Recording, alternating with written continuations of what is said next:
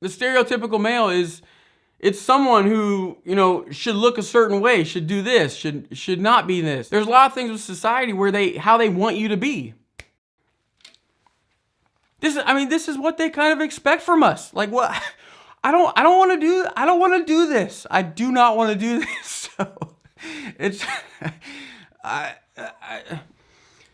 excuse me, sir. Can you keep it down a little bit? We're trying to have our weekly book club. And stop your whining, you little girly boy types. Tone it down.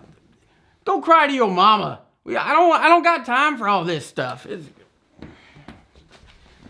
So like, it's not, I don't wear this shirt outside, nor do I own cats. It's more for a comedic value for you guys and your entertainment. It's just difficult when you deal with examples like that, to where that's the kind of stuff you're gonna get. If you wanna wear some goofy shirt or you wanna have that creative type thing, you're gonna catch some flack for it. And it's just important that, you know, how we are, you can definitely get better and develop a lot of your functions, a lot of your shadow functions to make you more well-rounded type individual. It's just important to really just understand that, you know, you need to like what you like. As INFPs, you have to blaze your own trail. And again, you can be dragged down by the hands of society and just kind of walk down that path at times. But just where we really thrive and just feel alive and feel in touch with ourselves and things like that is when we go off that beaten path. We're natural explorers to where we just want to go see things and interact with things and just experience things. I was in the military for pretty much almost all my 20s, but living the military life and a lot of it doing that single life, just club hopping, bar hopping, you go around the world and just a lot of people in the military drink, so you kind of just flow with all those people. So the military, going through the 20s, I really subdued my confusion and things like that with drinking. I'm kind of the life of the party drunk. I just get very comedic and just people generally want to get Sean drunk because Fun Sean comes out and it's more of that liquid courage that really affects for me.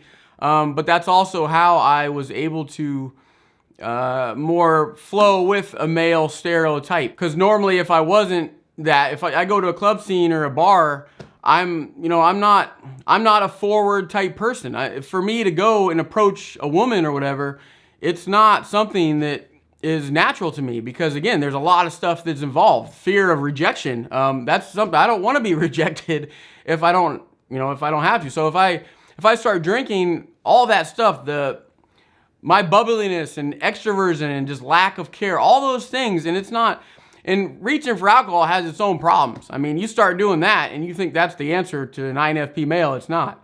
You come with a barrage of other issues, but just for me, in that period of time, nowadays I just completely away from that bar scene kind of thing, and I just look at it back now, and that's definitely, I've grown out of that phase. It just doesn't interest me. But yeah, I mean, talking to those women and just initiating small talk, and there's a lot of things involved with it that just, it's not naturally for who I am. So again, I got through my 20s with that kind of fashion because it is. I mean, I think there's different phases of INFPs, and they're more quickly developed via the more time you put into self-reflection and trying to develop yourself and understand really and accept, most importantly, accept who you are and the things and the gifts and just the great things that can come with being an INFP male. I always knew I wanted something more, something different. I knew I wanted to go off those paths. I always knew that. But I was so stunted and just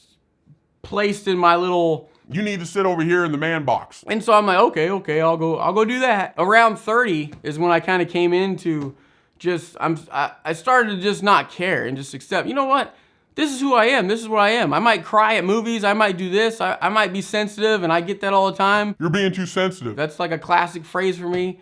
When I'm in the moment and I want to do something, if I feel something that just triggers me, I'm not an outwardly crying type person in like the outside world.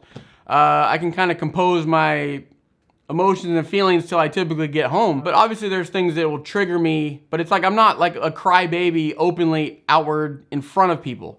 I do that more in my own time.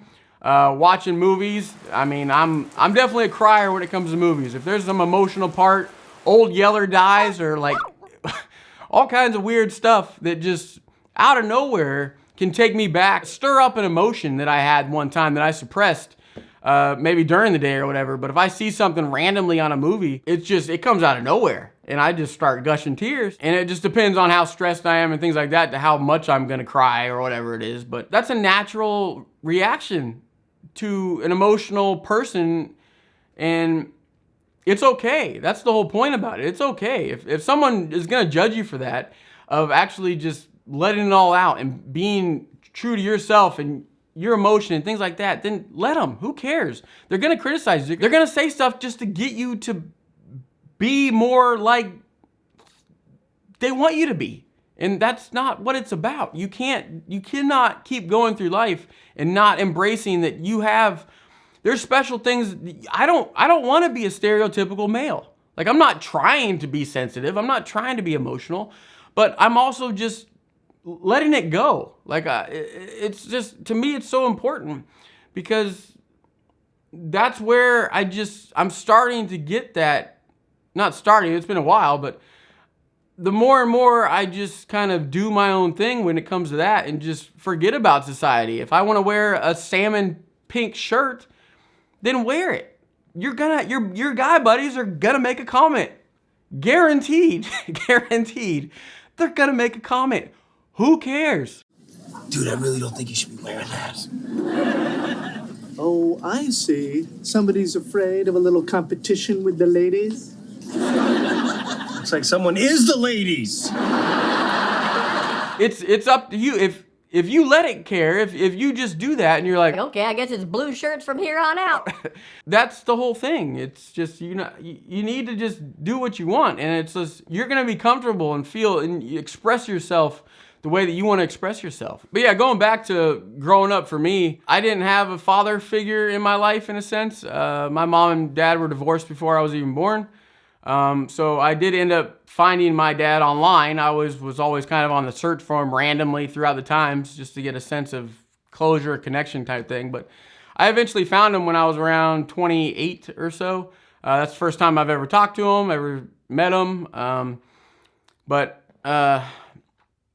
I flew out to Colorado to meet him and stuff like that. So he had another daughter and a son that were about 10 years younger than me. So I found out from that I have two other half brothers and sisters. My mom's side, I got a half brother and half sister as well. We all have different dads, moms, whatever. In California, where I grew up at, we moved in. My mom's always been a single parent trying to raise 3 kids, which is obviously a difficult thing to do. And she worked her butt off. So with that, we moved back in with my grandparents, her mom and dad.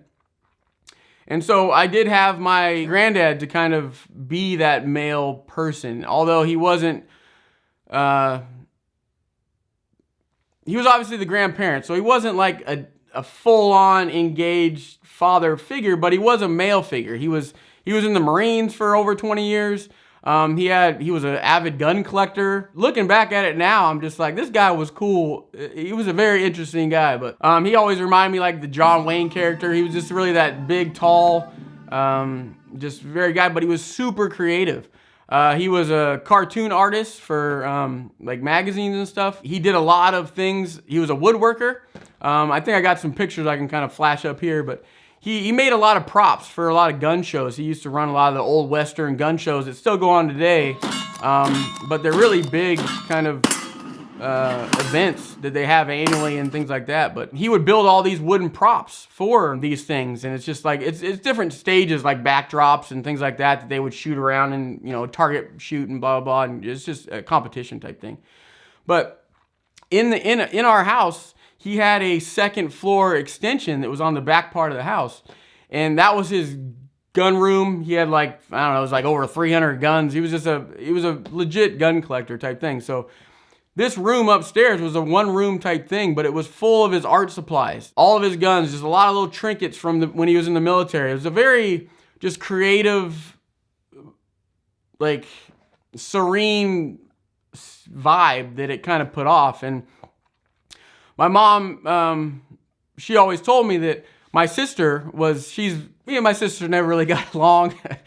But she was more of that just very talkative, in your face type person.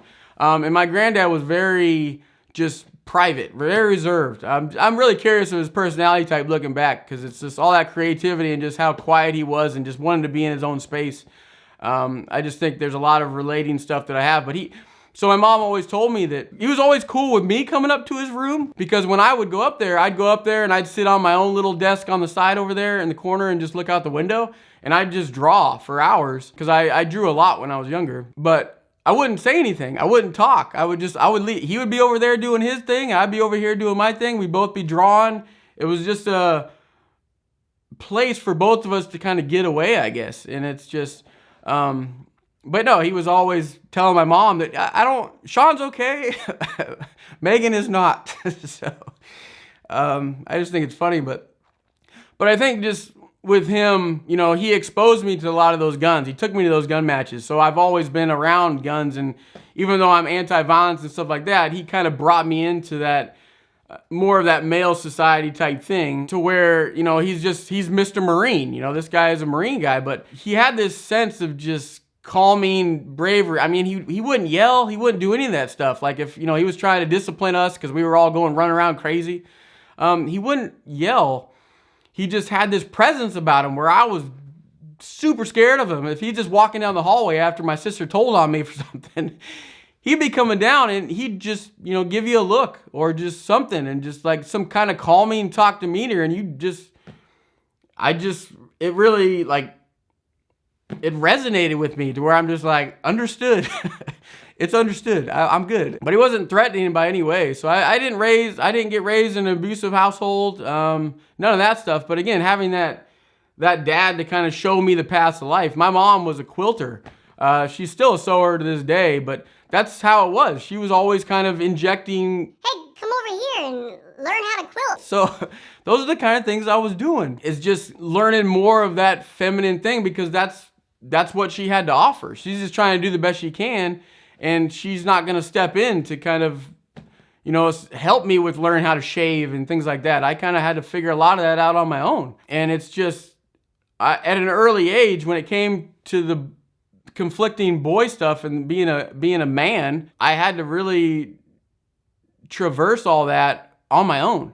And that just came from massive amounts of just self-reflection and going to school and all this stuff from, you know, I'd go home a lot when I was in high school and just go slam my door and just very moody, and I'd just be in my room just crying a lot of times because I didn't fit in. I didn't know what I wanted to do. I didn't know who I was supposed to be. I didn't have a dad to Say, oh no, it's cool. Just who cares about them boys? Blah, blah. I didn't have any of that. I had to figure it out on my own. So at an early age, I was just kind of put in a situation to where I just had to just figure it out and read about it and just do everything I could possibly can. If you're younger and you're going through those hard times where you're really just secluding yourself from the population in a room or whatever, going into those bouts of depression. I mean, I still get depression to this day. You go into these roller coaster waves of doing it. If you're younger, it's probably going to be a little bit more intense, but just know that the work you're putting in now towards it and just trying to figure out where your place is, especially within the male population and just all that stuff, it's good.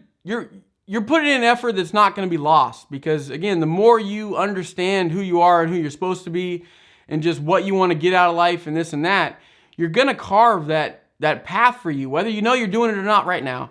You're going to carve that path, and over time, the more you do this kind of reflection, and you're going to start swerving off that way. And that's where, again, like I said, that's where we feel the most alive and really in touch with things. Even if it's walking out in the woods or, you know, just getting out and experiencing things is what it is. So the more you're depressed and you're really just sitting inside, hiding from the world, it's going to be this revolving door of you're never going to come out of it. Well, you will come out of it, but you're not going to come out of it as quickly as you can if you finally just kind of just keep experiencing what you want to do. I'll attach a couple articles in the description. My advice to you guys is just embrace who you are.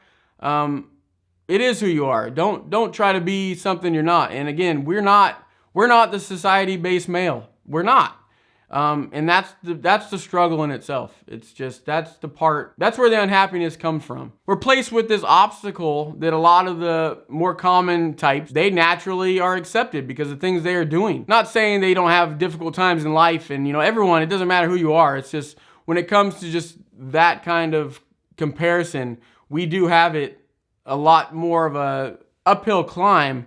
And you're gonna face a lot more comments than those guys would, because they're what the things they do and the shallow, trivial things and the manly man and just, all this stuff where feelings and emotions and stuff are not even seen anywhere around that person. That's gonna get the fist bumped from their friends and just like, yeah, that was cool. You made fun of that person. You shot that little cat.